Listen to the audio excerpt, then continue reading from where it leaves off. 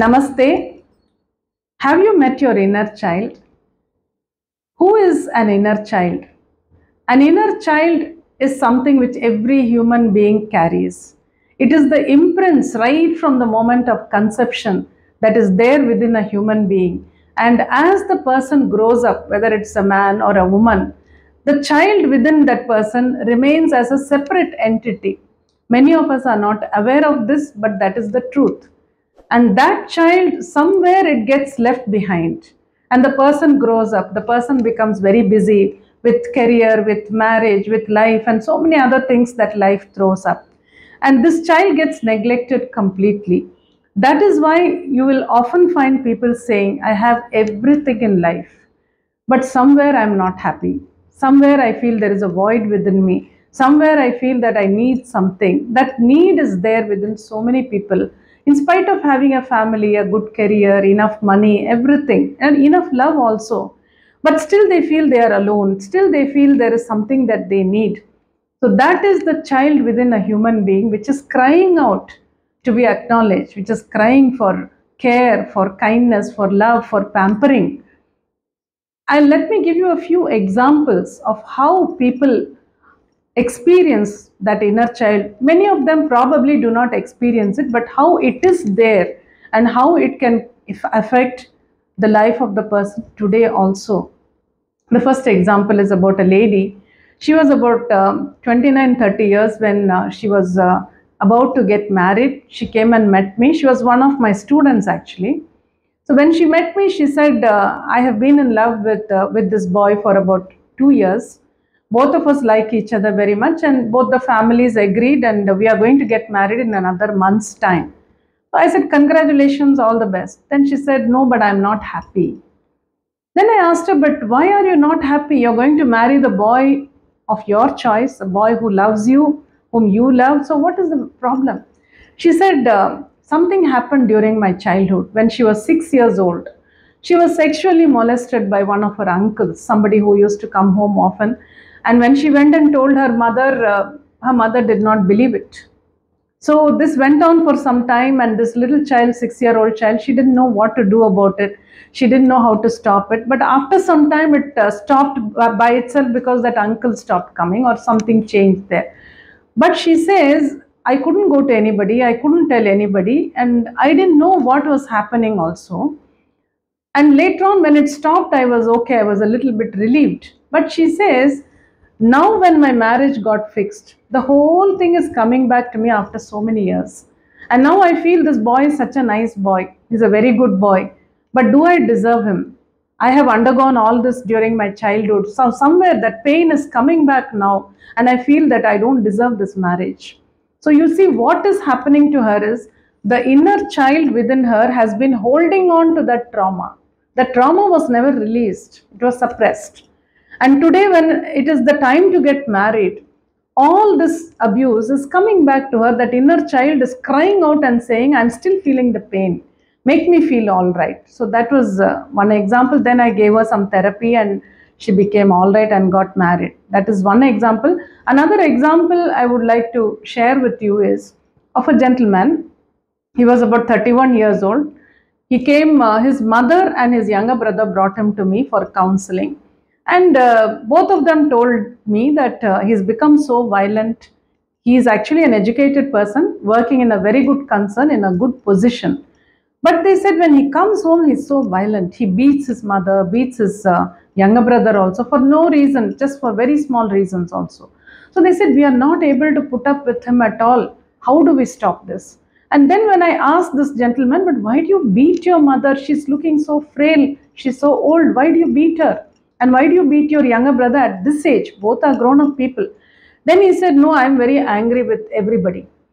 Then the reason he said is, when he was very small, around 10, 11 years old, they were living in a house on the second floor, and his mother never used to let them go out and play with any children. As soon as they come back from school, she would close the door and tell them, both of you sit and watch TV for a little while, and after that, you can start studying. She'll give them something to eat, and that's it. No going out, no playing.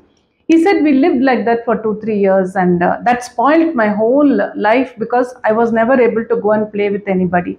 So he says, today, even though I have grown up, I feel afraid to go and speak to anybody. I cannot mingle with people easily. I have a nervous problem. My hands are shivering. And he showed me.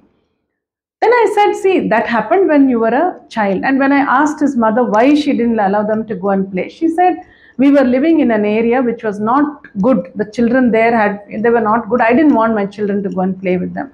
So I did not allow them to go and mingle with them. But later on, we shifted our house to another area where it was much better. And then I allowed them to go and play. So this was only for about 2 years, she said. Now, when she explained this also, this person, he was not willing to accept. He said, no, no, that spoiled my whole childhood. Then I told him, see, after that, so much has happened. Today, you're 31 years old. You're talking about something which happened 20 years back.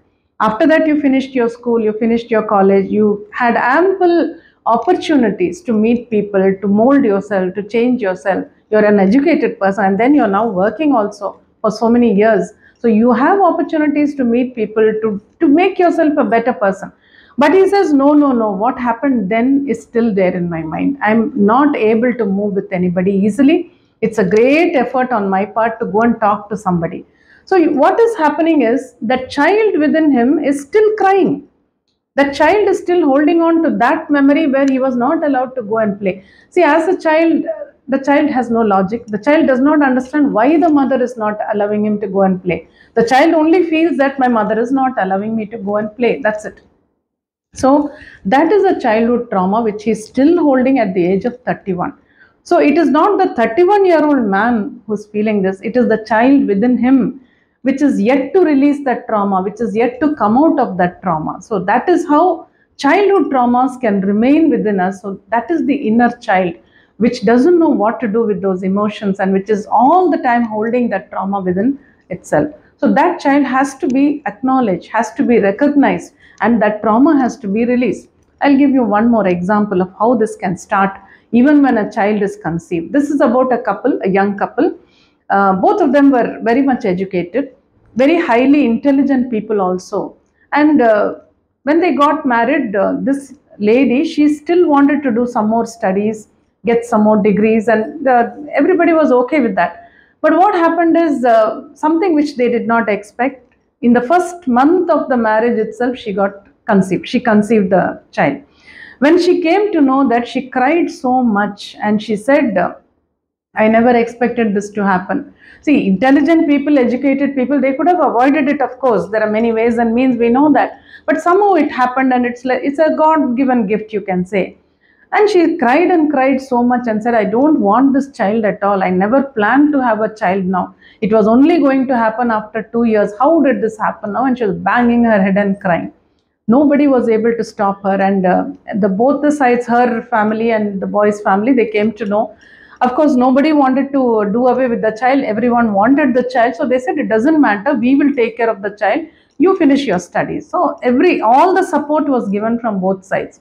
Now, after 2-3 months, this lady reconciled with herself and said, okay, I'm having a child and my family is there. They will help me. And then she started enjoying her pregnancy and all that. But that initial time, initial few days or weeks, when she was rejecting that child, when she said, I do not want this child now, the child within her is feeling all those emotions and carrying it right from that time. So what will happen to that child? When the child is born, the child will start hating the mother. The child will be angry with the mother for no reason. I have counseled so many people like that. And when you actually go into the background, it comes out very easily that the mother was not prepared to have a child at that point in her life. So this kind of an experience for a child, even in the womb of the mother, it gives a feeling that I am not welcome here. I am being rejected. I should not have come here at this time. So when the child grows with that feeling in the stomach, in the womb of the mother, and the child is then born, that trauma, that feeling, that sense of rejection is continuously there in the child. And that does not allow the child to have a good self-esteem at all. So that affects the child throughout the life. And when the child grows up and becomes an adult, 20, 25, 30, 40 years also, this child inside still feels that sense of rejection. Until and unless it is addressed and released, that is the problem. So that inner child is there within you. Each one has some baggage, some trauma, some some inputs which are there, which we are carrying. So that inner child within you is waiting to be acknowledged, is waiting to be pampered, to be petted, to be loved, and to be told that you are okay now, nobody can hurt you now. So are you ready to meet your inner child? I have a class for this called Inner Child, which is specifically meant only for this. So we will address all these issues, all these traumas. In meditation, it is possible to meet your inner child. It's a wonderful, amazing experience. And you can make that child feel good, secure, loved, taken care of. And that way, all this inner trauma can be released. And by doing this, what happens is you become a better person. You become a more empowered person. Join us for our inner child class, which is coming up shortly, and you will have amazing experiences. So see you there.